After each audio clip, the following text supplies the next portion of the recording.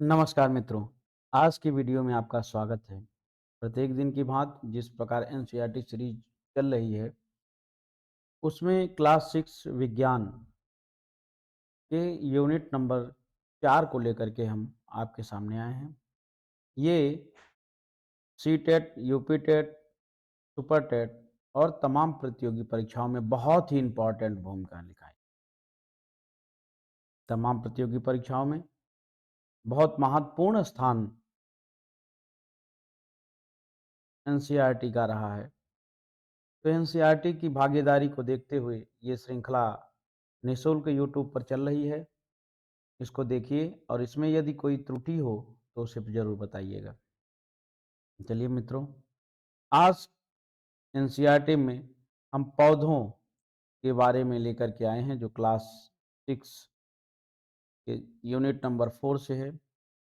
आस-पास अगर हम पौधों का अवलोकन करें, भ्रमण करें, तो हमें 3 प्रकार के पौधे दिखाई देते हैं। एक शाक, जिनकी तनाएँ बहुत छोटी होती हैं, कोमल होती हैं।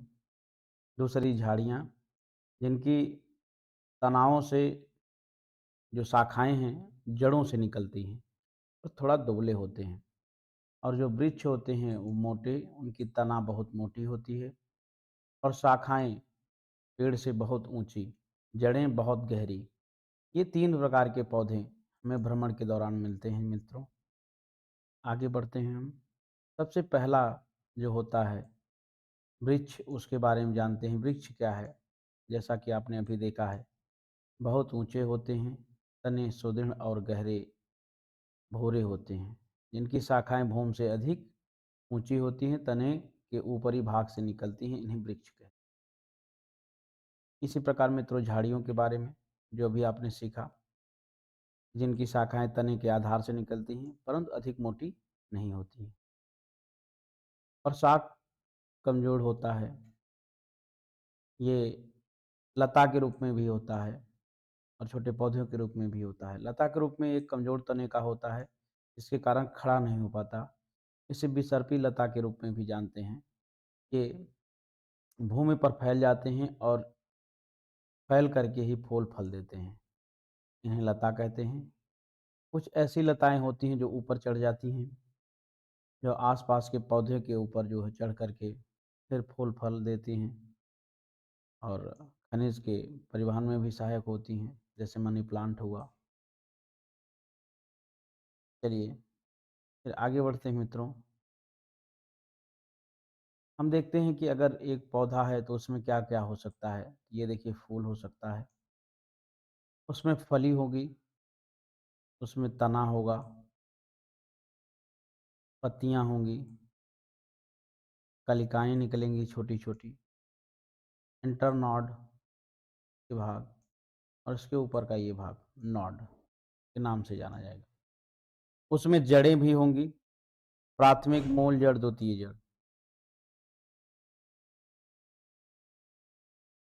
चलिए, तो अब हम एक-एक पार्ट को देखते हैं जो एनसीईआरटी क्लास 6 के 4 में दिया गया है।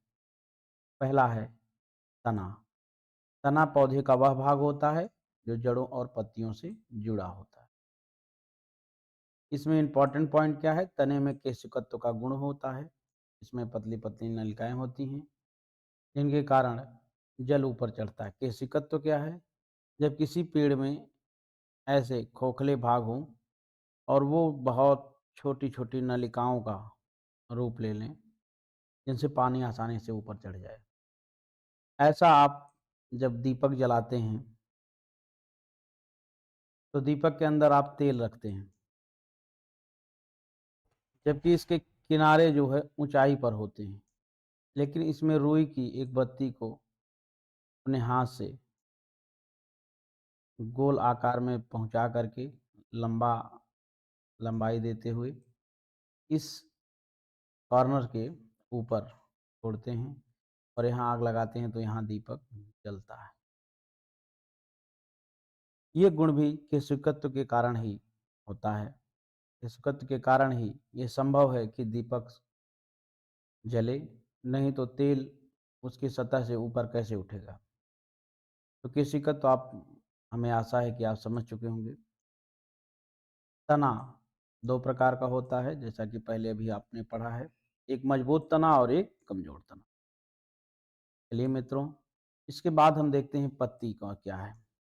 पत्ती वह है जो तने से जुड़ी होती है, और जो पत्ती और तने के बीच का भाग होता है उसे कहते हैं पर्णवृंत।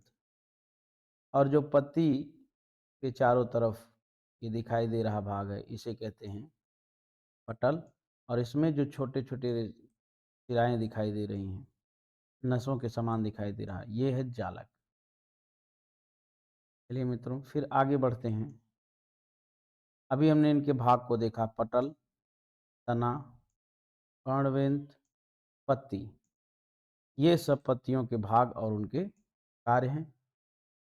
पत्तियां वाष्पोत्सर्जन तथा प्रकाश की उपस्थिति में मंड और स्टार्च का निर्माण करती हैं। चलिए, पत्तियों में क्लोरोफिल पाया जाता है जिसके कारण ये संभव है। इसके बाद मित्रों आता है पॉइंट जड़ का।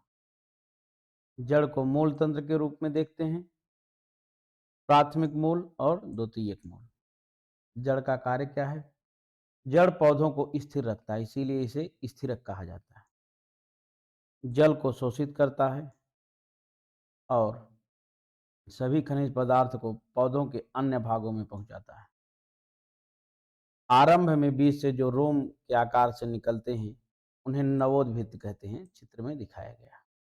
एक रुई ले लीजिए और बीज को उसी में लपेट करके थोड़ा नम करके रख दीजिए, तो जो उसमें से रोएं निकलेंगे वो क्या कहलाएंगे? नवोद्भिद।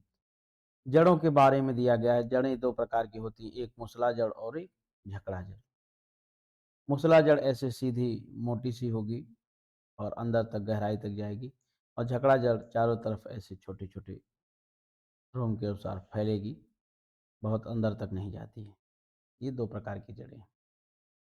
चलिए मित्रों, आगे बढ़ते हैं। इसके बाद हमारा पॉइंट है पुष्प।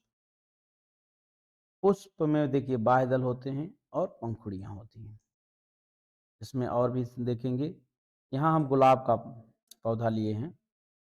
गेंदा, सूरजमुखी और गुलदाउदी पुष्प नहीं है, अपितु क्या है? पुष्प गुच्छ हैं। ये ध्यान देना होगा, ये एनसीईआरटी से पॉइंट है और इसी से प्रश्न बनेंगे। पुष्प में क्या पाया जाता है मित्रों? बाह्य दल पाया जाता है। पुष्प के भाग, पुष्प में पुंकेसर होगा जिसमें परागकोश होंगे। पुष्प में स्त्री केसर होगा जिसमें अंडाशय होंगे। घंटाकार पुष्प उस पुष्प को कहते हैं जिनकी पत्तियां एक दूसरे से जुड़ी हों। चलिए, परागकोश का यहाँ देखिए चित्र दिया गया है। ये परागकोश है, पुंकेसर में पाया जाता है जिसमें तंतु होते हैं। वर्तिका तथा वर्तिकाग्र युक्त और जिसमें अंडाशय पाया जाए वो स्त्री केसर के भाग। अगर इन्हें हम पत्ती की सहायता से काटें तो इनके बीच में बीजांड दिखेंगे। चलिए मित्रों, इस प्रकार जितना भी इम्पोर्टेंट पॉइंट इस अध्याय में था वो हम आपके सामने लेकर के आए हैं। वीडियो कैसी लगी कमेंट में ज़रूर बताइएगा। आपका समय भी बच रहा है और कम समय में आपको ज़्यादा जानकारी देने का प्रयत्न किया जा रहा है। अगर ये वीडियो आपको पसंद आई हो तो इसे लाइक शेयर सब्सक्राइब जरूर कीजिएगा। बहुत बहुत धन्यवाद। जय माता दी।